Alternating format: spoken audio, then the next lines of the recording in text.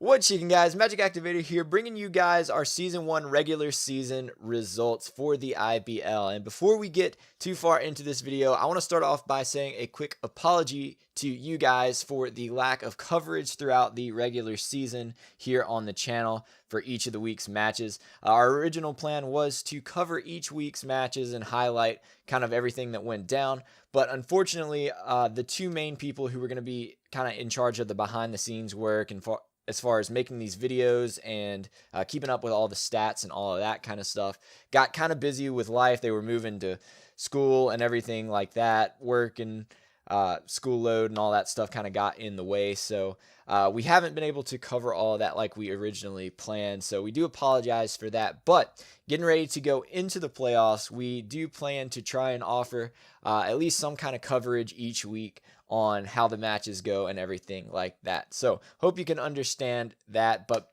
we're going to go ahead and jump into the results of the regular season. And I say we because we are not here alone today. We are joined by coach of the Rhode Island Reggies, my good friend, Mr. Steve. What's going on, guys? TheNerdySteve here, back, and we are here from the Rhode Island Reggies, here to support the IBL as much as we can. We're here to try to bring you guys some of the background information of what you guys missed in the last 10 weeks, and I'm very excited to tell you guys that we're here in the playoffs to tell you guys what's going on in the last few weeks of the IBL.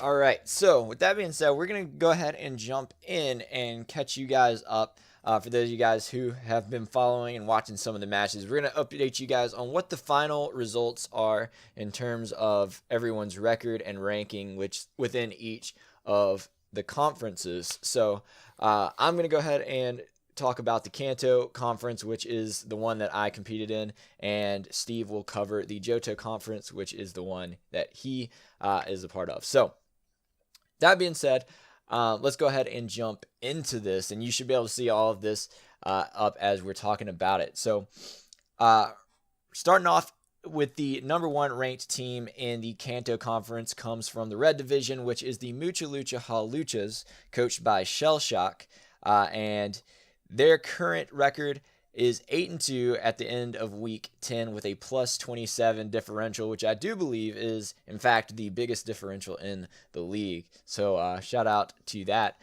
In the second rank, we have our team, or my team rather, is the Memphis Grizzlies, which is also 8-2 in record and a +26 differential. So only 1 point in between those two teams, which is pretty crazy, pretty neck and neck there. Rank 3, we've got another person from the Blue Division. We've got the Washington Lake Spirits, coached by Elite Four Walkthroughs, also at 8-2. A little bit of a bigger differential difference here at +17. In the fourth position, we've got the London City Arcanines, coached by Sky Trainer Silver, with a record of 4-6. So we see kind of a large jump in the record there at a -3 differential. In fifth, we've got the Portland Tortugas with a 3-7 record at a -20 differential. And in the final slot, we have the Great Lake Greninjas, who were actually a replacement for the Cincinnati Charizards in week 4, I believe it was, after the Charizards had to drop from the league. So the Greninjas jumped in and took their place and ended off their season at a 2-8 record and a -31 differential. And part of that is due to the last few weeks. I believe it was the last 2 or 3 weeks of the IBL. The Greninjas ended up just having to forfeit the rest of their matches throughout the season because of their schedule and everything like that. But just to quickly recap that, in first, we've got the Mucha Lucha Haluchas. We've got, in second, we've got the Memphis Grizzlies, coached by myself. We've got the Washington Lake Spirits, in third, coached by Elite Four Walkthroughs. In fourth, the London City Arcanines, coached by Sky Trainer Silver. In fifth, we've got the Portland Tortugas, coached by VenomStar. And in sixth, we've got the Great Lake Greninjas, coached by ICEolate. And so with that, we're going to throw it over to the Johto Conference. And in the Johto Conference, we got in the Silver Division, ranked #1, the Texas Tyrantrums, coached by RecklessBat, winning 7 games and losing only 3 with a differential of plus 26, the same as the Memphis Grizzlies, but with only 1 loss more. In rank number 2, we have the Sao Paulo Cyndaquils with a 6-4 record at plus 11, a huge like gap in the differentials there. In rank number 3, we have your boy with the Rhode Island Reggies having a 6-4 like record with a +2 in the differentials. In 4th place, we have the Toronto Totals with 3-7 and a -6 in the differentials. Like coached by BlueJayOnToast. I'm sorry, BlueJay. I completely forgot there. And in the 5th place, we have the Chester Shinchaos with a 3-7 like record with a -24 in the differentials. And now we're going down to the 6th place with the California Kindreds, which is actually a replacement team for the Wyoming Weebles that happened around week number 6, with a -25 in the differentials. So we're just gonna run down to like the rankings once more. We have number 1 with the Tyrantrums, number 2 with the Cyndaquils, number 3 with the Reggies, 4 with the Totals, number 5 with the Shinchaos, and number 6 with the Kingdras. And so that is the final ranks of the first 10 weeks of the IBL, the complete regular season.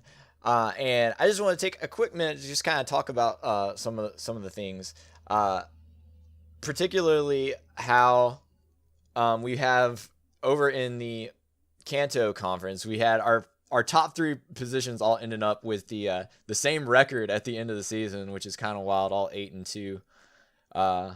Which is pretty crazy. And then to follow up on that, I did want to mention that we had several teams coming in here that put up surprisingly good battles and such, because there were several coaches that we had that didn't really have any league experience going into this, and very little competitive battling experience as well. And so we saw a lot of them come in, and a lot of improvement in some of the coaches throughout the season.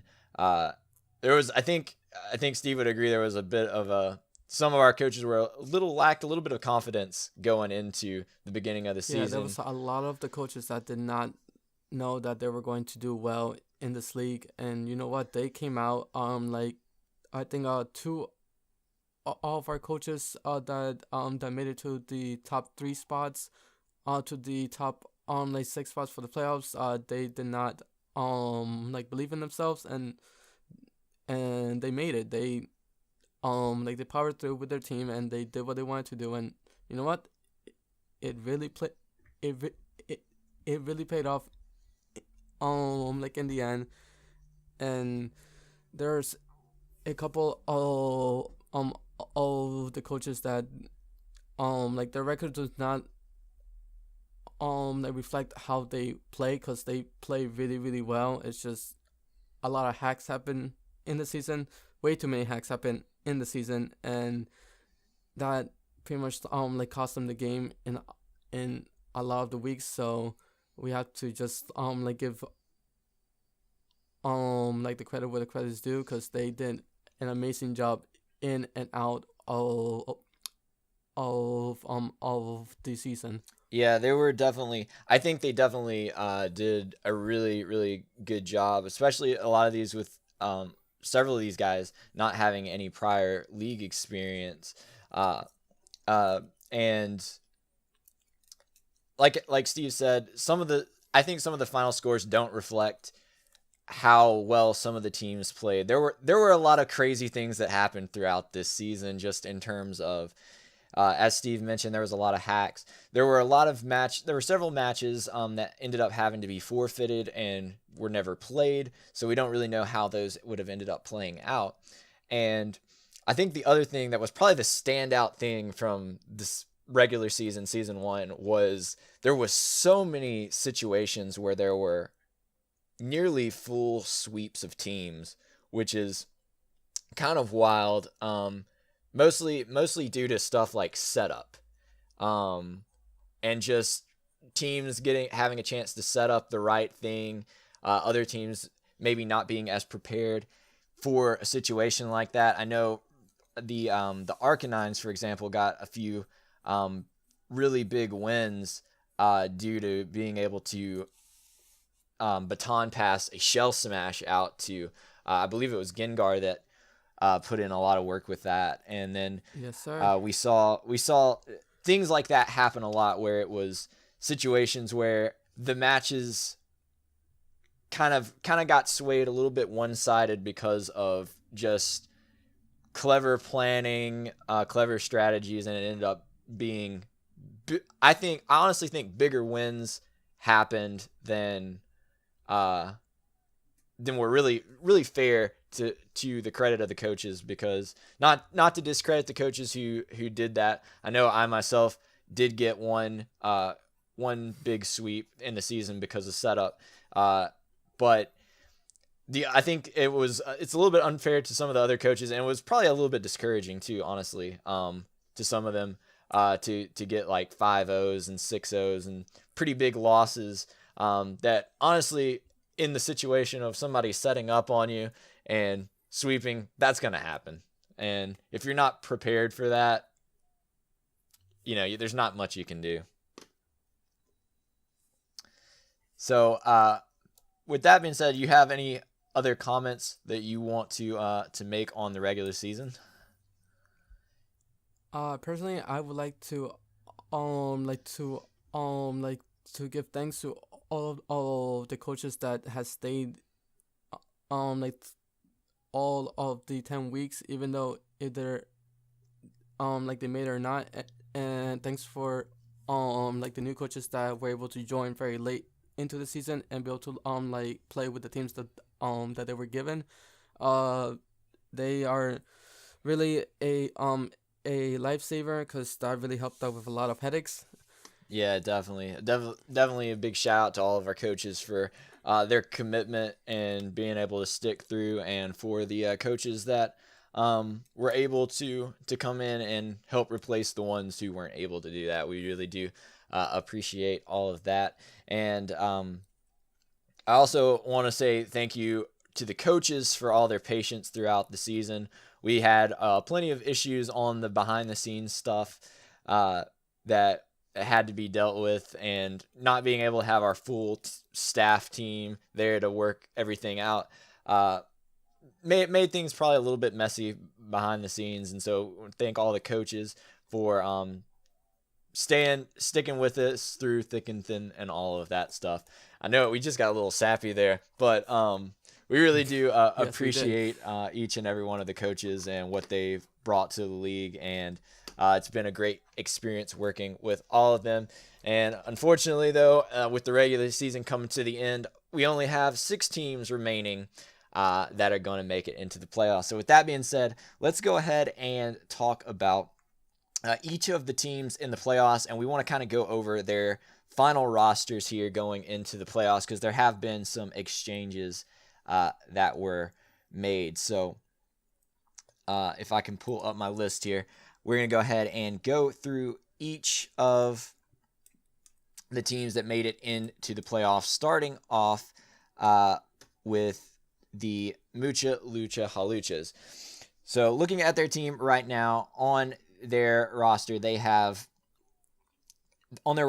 playoffs, they have Kieran Black, they have Slowbro, they have Snorlax, Sableye, Escavalier, Magmortar, Mega Manectric, Garchomp, Togekiss, Hitmonlee, and Volbeat. And Volbeat was the mon that they traded, I think, right at the very end of the regular season. They traded off their Cacturn, which was from their original draft, and picked up Volbeat from the free agents list. So only making one transaction throughout the season, and very late in the season. It's kind of interesting, but we're gonna see how this ends up working out in the playoffs. Now that being said, we're gonna jump over to the Memphis Grizzlies, which is of course coached by myself, and go over our team really quickly. We've got Hippowdon, Milotic, Arcanine, Jolteon, Mismagius, who was picked up as a free agent after I decided to drop Crustle. Then we have Armaldo, who was actually traded for Mawile to the Washington Lake Spirits. We've got Mega Venusaur, Espeon, Staraptor, Klefki, who was another free agent we picked up and replaced with Mamoswine. So Klefki was added to the team and put in work after dropping Mamoswine. And then last but certainly not least, we've got Scrafty for that team. And then heading over to the Washington Lake Spirits, we've got Latios, Mienshao, Uxie, Quagsire, Houndoom, Mawile, again, which was traded to the Memphis Grizzlies for Armaldo. So that was, I believe, the only actual trade between coaches that happened throughout this season was the Mawile Armaldo switch. And ironically, those two teams are in the playoffs, so kind of an interesting dynamic. And then Mega Caesar, Cradilly, Scolipede, Raikou, and Furfrou round out the team for the Washington Lake Spirits going into the playoffs. So let's go ahead and jump over to Steve and the Texas Tyrantrums and take a look at their team. And for the Texas Tyrantrums, they rocked out with a Victini, Suicune, the Crocodile, the Tangrowth, Drapion, the Sandslash, the Mega Lopunny, and the Latias, I believe, was a trade that they had during the season as a free agent. The Cobalion, the Mantine was also a free agent, I believe, that they got back. And also the Electivire. And going to this team, they were one of the most scariest teams to go see in the playoffs so far. Next, we have the Sao Paulo Lycinequils that has also made to the playoffs. I think it was seed number 5 that they made it. Rocking with the Thunderous T, which was a trade for these Zapdos near the end of the season, and she is also rocking with the Entei, the Vaporeon, the Metagross, the Weezing, the Meganium, the Mega Houndoom, Gliscor, Gardevoir, Honchkrow, and the Salamence. Again, one of the most scariest team in the league as well. And next we have your boy with the Rhode Island Reggies, rocking with that Skarmory, the Rotom Wash, the Abipom, the Ninetales, the Skuntank, the Baby Fion that everyone loves to hate, the Mega Altaria, Keldeo we traded out. We got ours, I think it was the second week. We got rid of the Terrakion and got ourselves the Keldeo. The Roserade and the Clado is the replacement for the Zatu that we got during the draft, and also Big Boy Man himself, the Regirock. Yeah, so those are the teams going into the playoffs. Just to review one last time, we've got the Mucha Lucha Haluchas, coached by ShellShock, the Memphis Grizzlies, coached by myself, MagicActivatr. We've got the Washington Lake Spirits, coached by Elite Four Walkthroughs, the Texas Tyrantrums, coached by RecklessBat, the Sao Paulo Cyndaquils, coached by Charlie Zard, and the Rhode Island Reggies, coached by NerdySteve here. So what are your thoughts of the teams in the playoffs and everything like that? Going from what the team has done over the 10 weeks, it makes sense why the two number one spots are the two number one spots in the league so far, because the Mucha Lucha Haluchas and the Texas Tyrantrums have the scariest team in the league by far, having that Victini in the Tyrantrum side and having that Kieran Black in the Halusha side makes them a threat to be reckoned with. Like, you cannot sleep on those mons whatsoever. For sure. I think that, at least in my opinion, the Texas Tyrantrums and the Mucha Lucha Haluchas both have some of the mons that, like, when you look at their team, just immediately there's like really, really scary mons on their team, with the Kieran Black, with the Megalopony, with the Victini, even with the Guard Chomp. It's just like some really standout strong mons. And I know, like, personally, like with my team, I don't when I look at my team, I don't see any like mon that you just look at. Granted, my team's a little bit more bulky. You don't really look at my team and say, like, there's a powerhouse mon that's about to just run through everything. The only thing that you have that is absolutely 100% a threat to the entire league was your Milotic and your Venusaur, just because those two in the draft league format are the top rated mons in the draft league format, especially for the Mega Venusaur. Yeah, I definitely agree that they're two of the best defensive mons that you could pick in the thing, which is why I was not hesitant at all to pick them up in the first 2 rounds of the draft. But and it also helps that they form, 2 parts of a core just right there together, and so it works out. I think my team definitely ended up being probably the most bulky of the teams in the league, like, overall.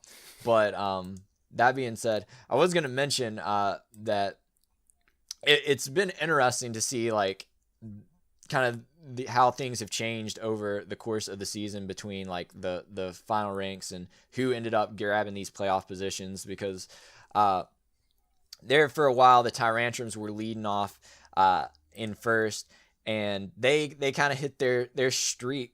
Their streak kind of came to an end after a while, and they got into I think a 2 or 3 game slump there altogether. Yeah. And we saw the Cyndaquils pass them. And honestly, the Cyndaquils were just playing so strong throughout the season. I was kind of surprised to see just right there at the end they kind of hit their own little streak of losses that ended up allowing the Tyrantrums to pull back in the front.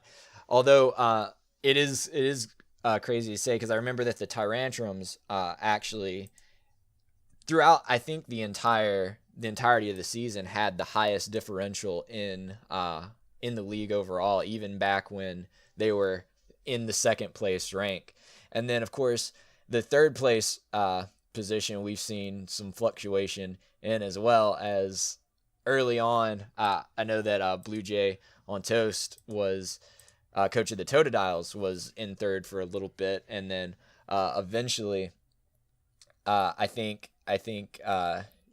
Joe was in there at one point with the Chin Chows, and then finally right there at the end, Steve was able to sneak his way past them and get into third.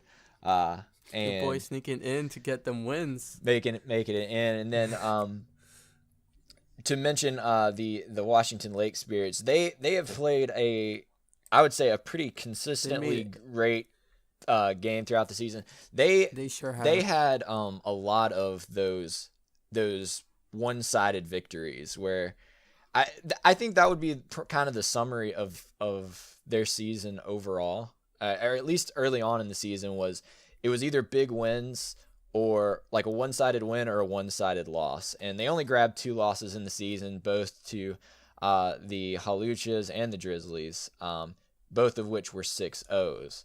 So I know a lot of their other matches were pretty heavy wins, as either 6-0s or 5-0s, things like that. A little bit later in the season, we saw more 3-0s and things like that. I think especially as we started seeing a little bit more certainty in who was going to be in the playoffs. Maybe playing a little less hyper aggressive in the end of the season, but Yeah, I think definitely that every team that made it to the playoffs this season definitely deserved it. They definitely worked for it, and they're all here. So it's going to be an interesting playoffs, I think. And if we look like at the rest of the teams that made like to the playoffs, for the Washington like Leg Spirits, he had a pretty nice score, having like the fairy dragon and steel core there, the water, fire, grass. Actually, I don't think he had a grass type in his team the entire time, but he had a good like immunity to like to ground. He had a good immunity like to like electric. He had a good like immunity to like to fire with the Houndoom. And to be honest, like the Latios, if we look at the stats, he picked up a lot of his skills with the Latios, and I was very surprised that during the league he didn't use like the Scolipede as much as we thought he was going to use them as. Now that like we had the fear of like the baton pass in the beginning of the league, everybody in the league ran either Roar or Whirlwind every single time that they could, because they did not want to get swept anymore. We were getting tired of it. But for like Lake Spirits, it made sense why they made it like this far. They had a really nice core in their team, plus like coming up to near the end of like the season, they decided to not try at. It's not that they didn't decide to try as hard. It's just that like they were guaranteed a spot in the playoffs where they can actually try out all the different sets. As like you mentioned, they didn't need to go as hyper into just trying to win. They actually wanted to play it out and see what they can do. But looking for the Sao Paulo side, she had pretty much an OU and below team. She didn't even care about her Mega. She knew what she wanted to do, and you can see it in the team. She did not need to bring a Mega the entire season. She did brought it like a couple times when she figured out that there was a Sun team right in there with the Mega Houndoom and the Meganium. But her team, you can tell that she was just playing in like in small gun. If you have like an OU, I can have her team and still do very good in like OU, and that's what she did. Her like her Vaporeon did amazing work as her main like wall. She always has like the Vaporeon in the team. Like the Thunder was a great like add to the team. Like increasing the longevity of the Vaporeon to not get hit by like a grass type or by like a either like a Thunderbolt or like a Volt Switch, because like the Thunders will eat it up. And for the pretty much like the like underdog of the entire league, which is the Ryland Reggies, honestly, everyone hated on my team. Everyone did, just because I drafted like the Fion. But once I started to figure out how the team works and how I can actually use the team to my own like walls, to use the perfect walls and everything, I started to like really learn how to like build my team around a certain like sweeper, and it did like pay off in the end, where we managed to go from a 3 losing streak to actually winning 4 or 5 games in a row, I think it was. So those are the teams that did make it to the playoffs. And now that we looked at all the teams, where do you want to head off, Magic? All right. So now that we've kind of talked about all the teams in the playoffs, again, big congratulations to all the teams that made it, and thank you to the teams who didn't.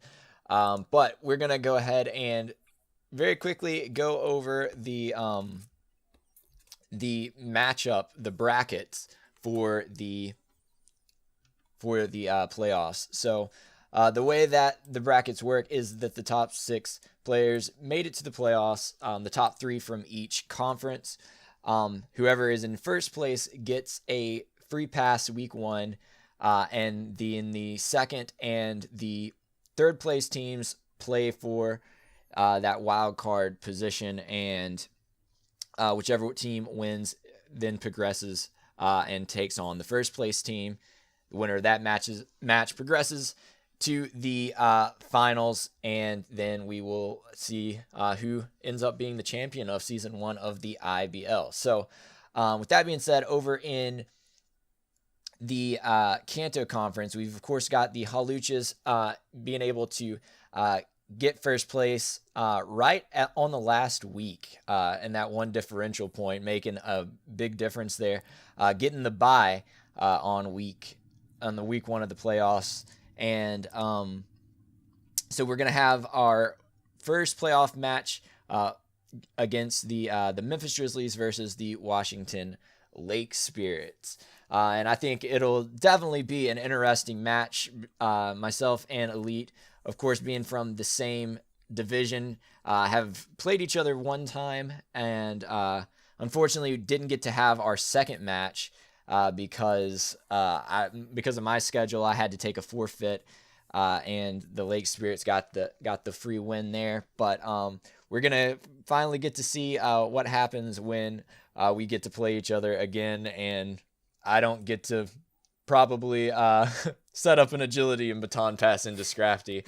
But anyway, that is the matchup for week 1 on the Kanto side, and over on the Johto side. On the Johto conference, we have the Texas Tyrantum sneaking their way to first place after week number 10. If they would have lost against the Drizzlies and the Syndicos would have won week number 9, it would have been a completely different game, because the Tyrantums would not have gotten the first place spot. But for them, they won the last 2 matches, and they were there to make it to the number 1 seed. So that's gonna be a great time for them when they get a bye. But for the first round of the playoffs, for the 3rd time this season, the Rod and Reggies have to face the Sao Paulo Syndicals for the 3rd time ever. In the first time, they played week 3, and the Reggies lost. Week number 9, the Reggies brought it back and snagged themselves a 2-0 win. And now, for the 3rd time, they're going to face the Syndicals during the playoffs. And I think that this is going to be an intense battle, because it's going to be pretty much their own tiebreaker as well, to see who is really the best team. And honestly, I can't wait to see that battle.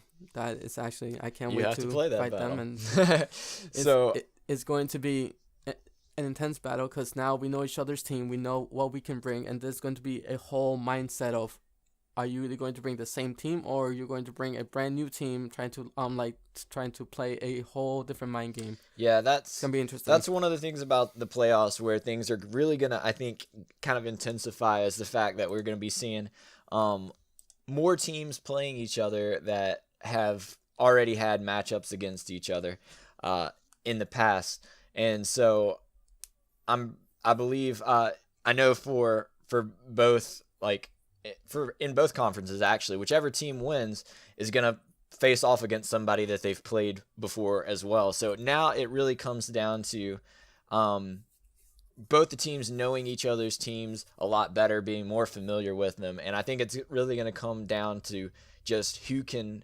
outplay the other person, who comes in with the most clever strategy, who can outplay the opponent.